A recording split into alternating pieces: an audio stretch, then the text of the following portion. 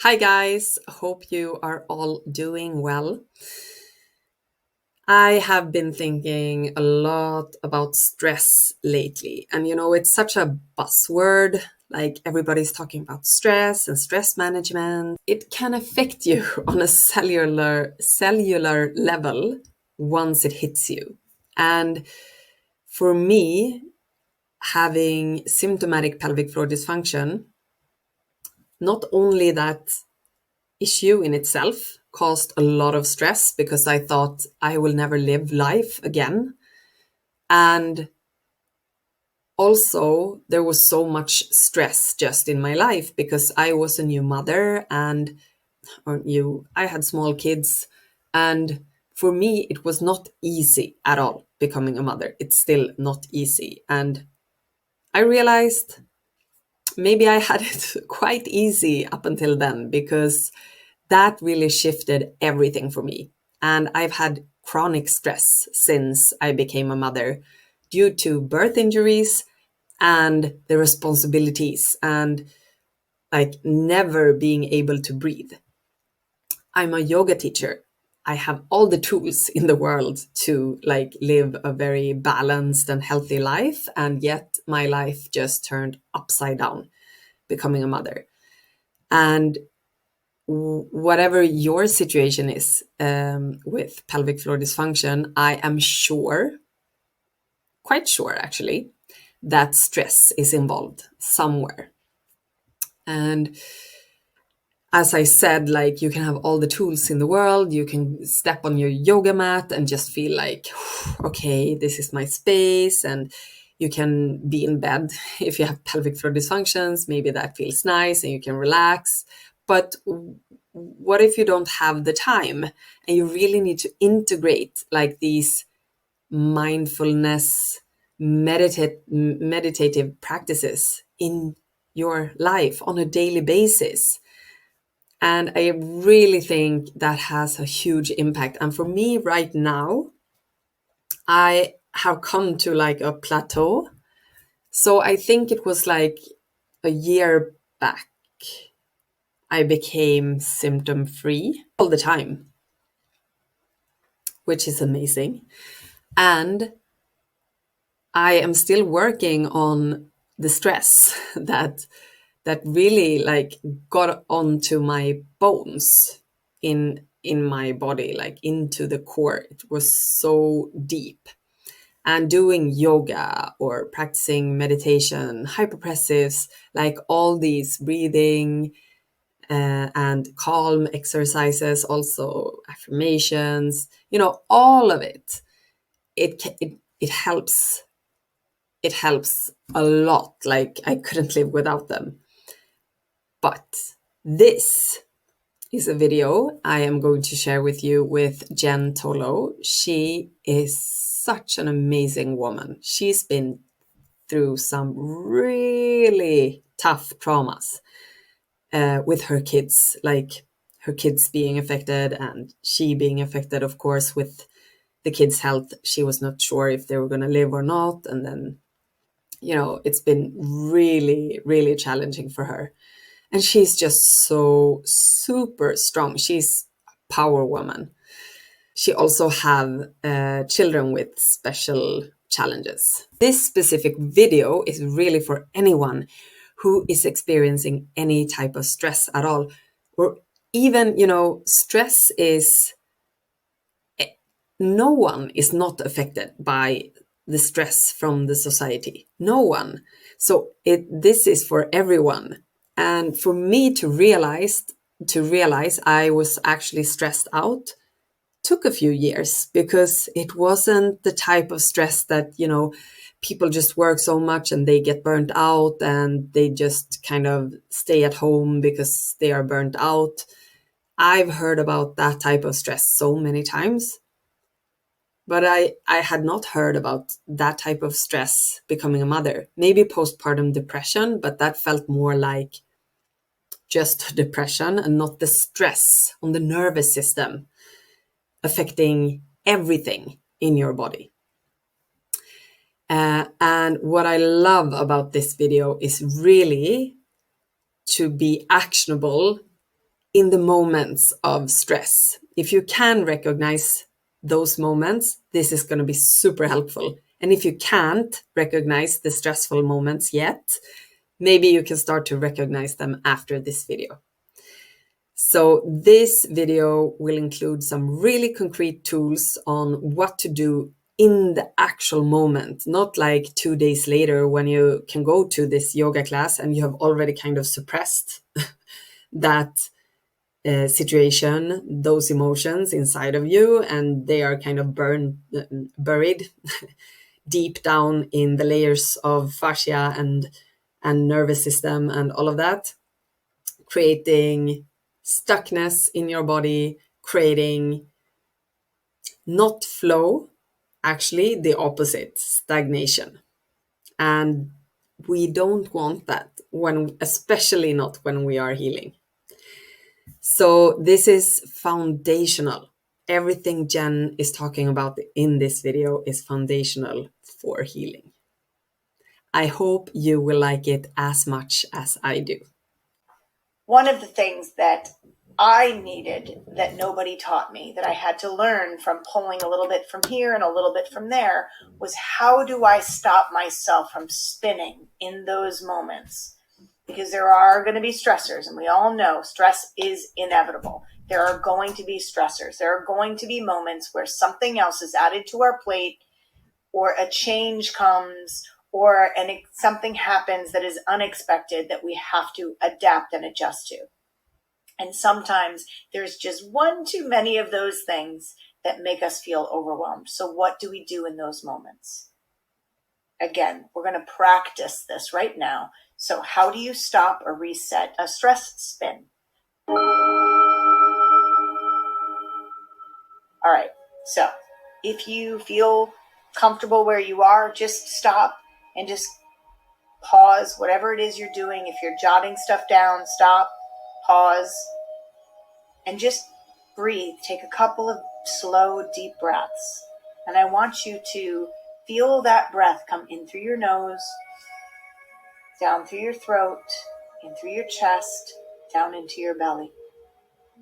And then when you exhale, I want you to decide, do you need a longer exhale, or do you need a shorter exhale and more energy in?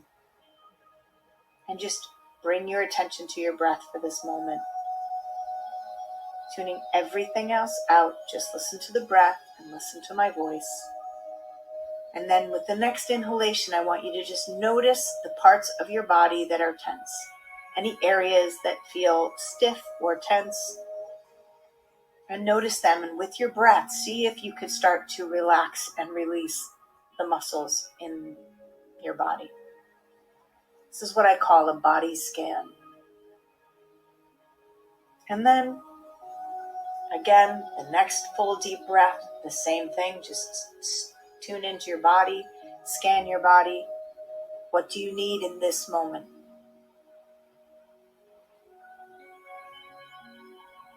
And then tune into your mind. Because now that you're calm, you can go upstairs to that brain, tune into the mind. What's going on in your mind? What are the thoughts that keep repeating? Are you having those self-doubt thoughts? Are you having the limited mindset thoughts? Or are you having hope and possibility? Are you excited about this tool? And then, if you're having thoughts that are popping into your head, just begin to question those thoughts. You can open your eyes, and we'll come back into the next part of the tool. We talked about mindfulness and meditation, very important. I just took you through a little mini meditation. Deep breaths, again, breath is life. And again, taking those deep breaths in and recognizing, do I need more energy in, or do I need to release some energy? When you're feeling anxious or all keyed up or overwhelmed, sometimes you need to release the energy. When you're feeling sad and heavy and low, that's when you might need to bring more energy into the body.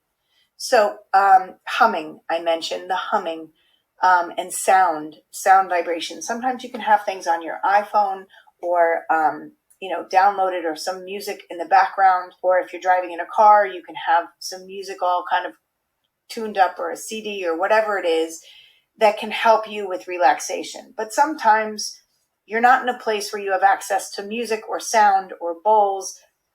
Maybe you can listen to the sound of the waves if you can listen or walk on the beach or something. For me, the sound of the waves lapping in the shore, very soothing. But when you don't have access to that, try humming. Humming is sound, and the vibration can resonate in your body. Any song you want, anything that comes to mind, you can hum. I think that Happy Birthday is one of the easiest, simplest things to try. So I would encourage you to just try something like that. And then we talked about EFT tapping. If you want to learn about some tapping and some energy balancing stuff, Donna Eden is wonderful. And she has a lot of different tools. For example, the crown poles that are great when you're feeling anxious. You really press in and pull, taps, different tapping and thumping. She's got something called the 4 thumps, something that they do for movement called the cross crawl, where you stand and alternate left and right knee and just march in place. Movement, exercise, moving your body, and laughter. I had mentioned laughter is one of the best ways to relieve stress and to reset your stress response.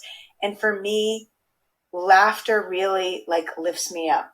It really does. And when I love to laugh, I love to be with friends and just be goofy and silly and laugh. I love to laugh at myself. I love a good joke. And for me, it's really important, particularly when things are really hard, that I remember to laugh and to find the joy in things, because life can be really hard sometimes. And we can choose to get stuck in that the heaviness of it, or we can choose to lighten it up and put some laughter and some play in our life. That's really, really important. In this book behind me that I wrote, it's called Family Fuel, The Busy Mom's Guide to Healthy Living. I have a whole section, a whole chapter that is called Recipes for Healthy Living. And one of the things I talk about is, I say, like a cup of laughter, a cup of mindfulness, a half a cup of play. These are the kinds of things that I think are really important to having a healthy and happy life. So one of the things that we do when we're pausing with that purpose to reset our nervous system is to recognize when we are perceiving there to be a threat, or we're having something start to spin us up. We have to recognize it. As I said, the first step is really awareness. And when we're aware of it, then we can pause, notice, okay, I'm a little dysregulated right now. I don't know, a lot of kids learn something called the zone of regulation.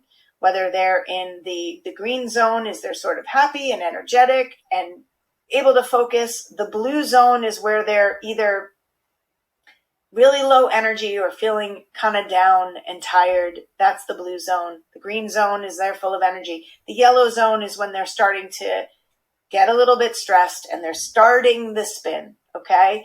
The yellow zone is really where you want to grab that attention. You want to bring your attention to that and stop things before you get to the red zone. The red zone is usually when you are full on in that spin. Not saying you can't stop the spin when you're in the red zone, but the best time to catch and to reset is when you are in the yellow zone, okay? Same thing with kids. A lot of times when they're in the yellow zone, that's when you start to have those interventions.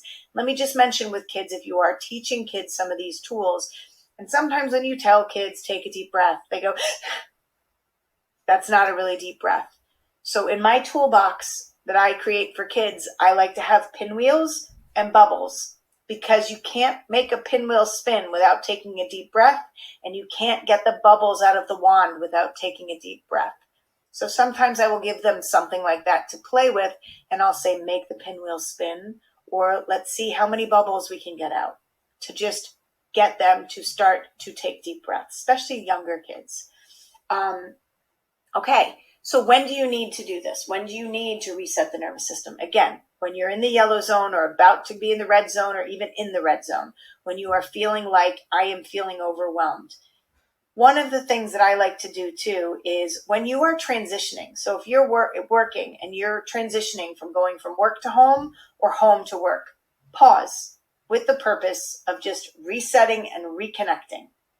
And then you are much more able to walk in to the door of either work or home, present and grounded.